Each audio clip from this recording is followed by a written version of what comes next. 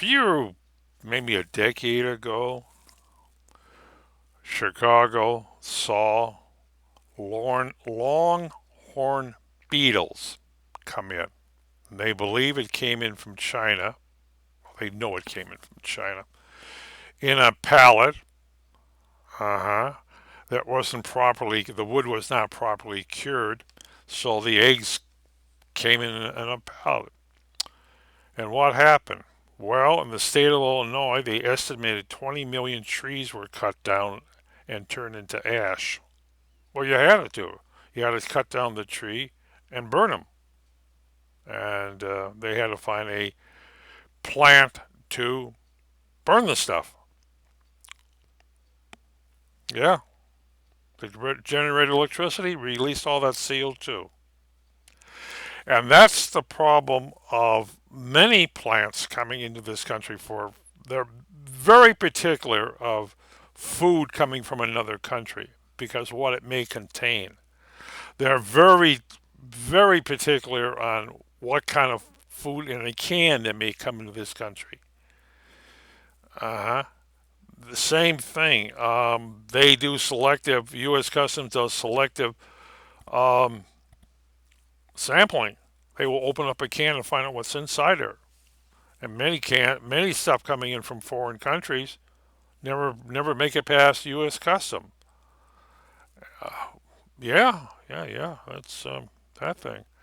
A lot of you can't bring fruit, vegetables, unless it goes through the U.S. Customs.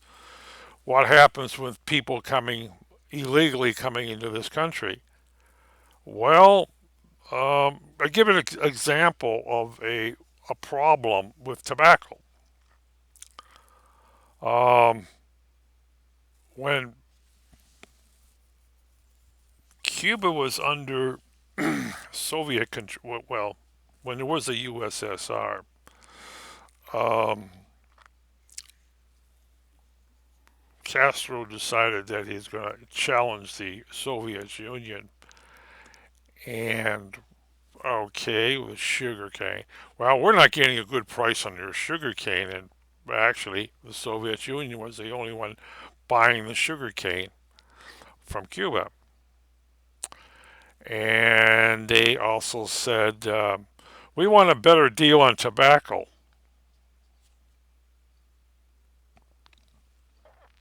And the USSR said, hey, you can only sell it to us, so you'll sell to us on our price, not yours. And they rejected. And the following year, they found a blue mold in their tobacco fields. Never originated in Cuba. And it did a lot of damage to that thing. And they had to use insecticide, which the Russians didn't sell them, so they had to go to Canada and get it. Canada got it from the United States. It went up into Canada, and Canada brought it into Cuba to kill the blue mold. But that's invasion that thing all over the United States. You're finding imported stuff that's not. It's like say the boulder constrictor, from Asia in Florida swamps now because they came in as pets, and when they grew, 10 feet long, people say, well, they ate my dog, they ate my cat, they try to eat my child. Oh, how much is he insured for it again? So what did they do? They dumped him in the swamps. And what did the Polish constrictor do? Oh, a new environment. What did they do? Eat up everything that was moving around. Alligators became food. Deer became food, and sometimes people became food. But they multiplied, and they multiplied. It's then the homeowner sitting next to the swamp sees this long snake crawling across, and they got a problem. But that is plant life. People bring in as decorations for their aqua tanks, for fish tanks. And what do?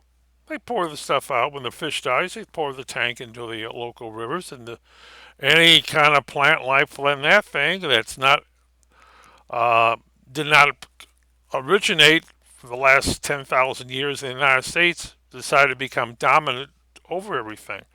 And it is a real problem. And as the frost line moves north, it is becoming a real problem.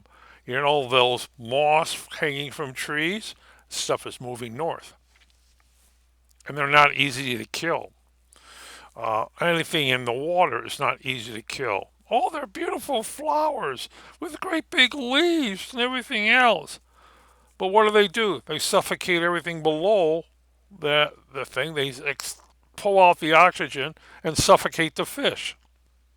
And they're almost impossible to think. It's not like a land item which you can throw a herbicide on. Aqua herbicides react differently. You want to kill the plant. One way to do is physically pull it up, but the other way is aqua herbicide. All along the Florida coast, they have the same problem.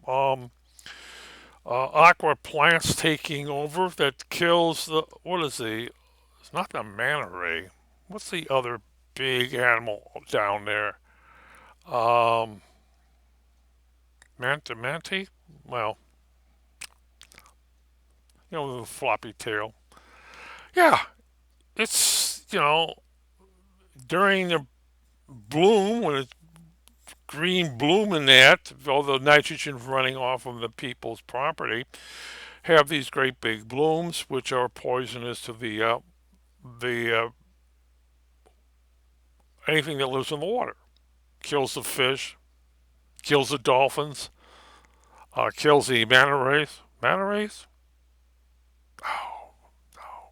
Manta rays are fish. What's. Oh. But, right, and basically it's like Lake Erie. Yeah, in summertime it turns green, which is poisonous to fish, uh, uh, deadly for humans. You can't swim in it. It will leave acidic scars on you. And people say, well, how do we do that thing? Don't use fertilizer. What? I want to get rid of the crabgrass. Don't use fertilizer. What? I want to get rid of the dandelions. Don't use fertilizer. What? How am I going to grow vegetables? That's right. Um, and it's a real problem. There has been, a lot of the stuff is toxins to the water system. People bring in, anybody on Lake Michigan, they have to really make sure the water they're taking in doesn't contain toxins of anything. Um, what does it say? The Asian carp is a real problem in the Mississippi because it eats up every other fish's eggs. Hmm. I hear they catch them and they send the carp back to China where they export them. But that is in Hawaii they got problems with trees. Somebody has long, big, wide, 3 meter long, 3 meter? No, 3 feet long leaves on them, and it's smothering everything there. And they have a hard time getting rid of them. And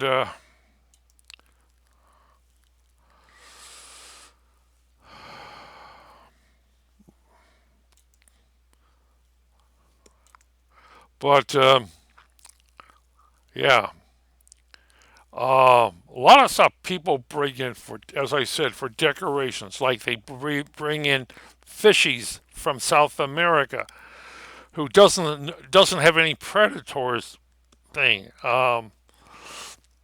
What they're really afraid is something like the newer crocs from South America being taken in as pets, smuggling exotic animals that are exotic up here but common down in Central and South America.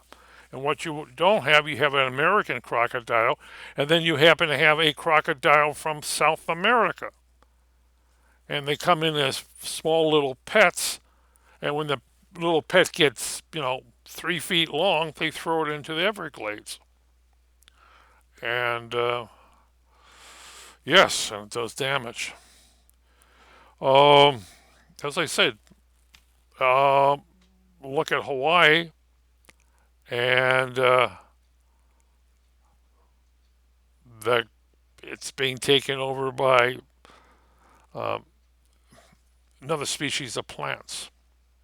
Go to Florida, Louisiana, Georgia, Alabama, and you got this.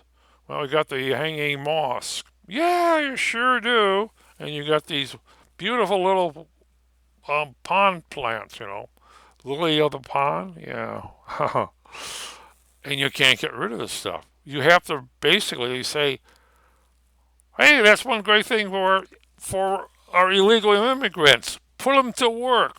Have them pull this stuff out." And which is, of course, another problem with this stuff is that since you're dealing with an aqua plant, they have little flowers, they have little seeds, they have little roots, and if you don't pull up the whole plant, you leave part of it and it grows back within the season. But you will we're stuck doing it. Um, and what are we going to do about it? Well, we can use herbicides, but nobody likes to use herbicides. Um, if we can find a animal that will eat the plant, a lot of them, we don't have to use herbicides or aquicides. We can let the animal eat the plant. Of course, you know what's going to happen. There usually is another animal eating the plant, and you bring that animal in to eat the plant, and it multiplies, and then that becomes a problem. Then you're looking for another animal to bring that in to eat the plant, and that thing will get a problem. Hey, I know. Let's turn them into salad. Yes, a poor man's salad. Yes, we could package it, dry it, like seaweed, dry it, and it will be an ethic delicacy. Wow. Something like Asian carp. Yes. Or we just turn everything into flour. You know what fish flour is? Yeah. They take the fish and they throw it into a grinder and they dry out what's left. And it's used as flavoring protein, protein, mind you, in many Asian countries. Of course, in China, I know we dry the stuff out here, grind it up, and send it to China as a delicacy. They eat everything in China, don't they?